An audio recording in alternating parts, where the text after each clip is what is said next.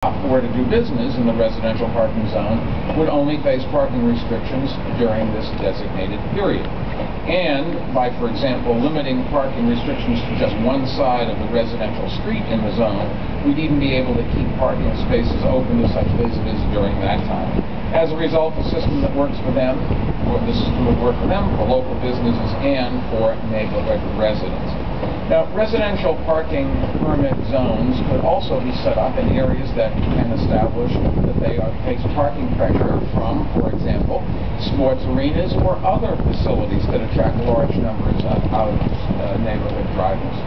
This residential parking permit plan results, you should know, from months of outreach and dozens of community meetings. The Department of Transportation undertook that outreach as part of the Plan YC neighborhood parking strategy study that it began last fall. They focused on communities concerned about the additional pressure severe congestion pricing might put on their streets. And these neighborhoods include the Warren Hill, Brooklyn Heights, Fort Greene, Park Slope, and the area around Brooklyn's Atlantic 4th and Flatbush Avenues, Central Harlem, the Upper East Side, the areas near Yankee Stadium, Forest Hills, and Long Island City.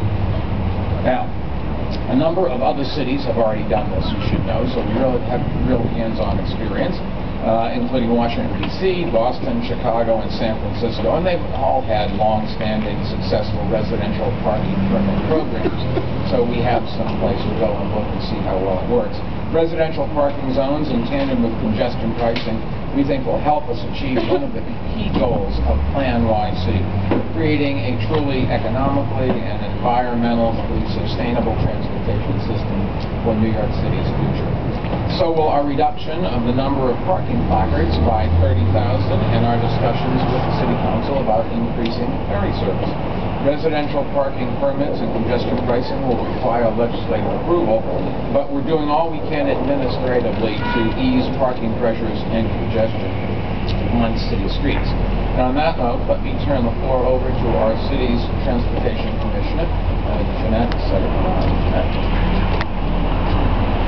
Thank you, Mayor. I want to echo the Mayor's points about the importance of passing congestion pricing and securing revenues that we need to improve our transportation system, not only here but across the city.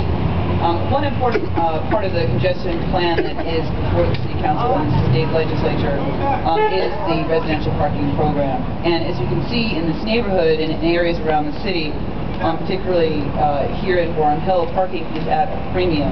A recent study that DOT just did showed that parking utilization is between 90 and 98% in most cities across the city.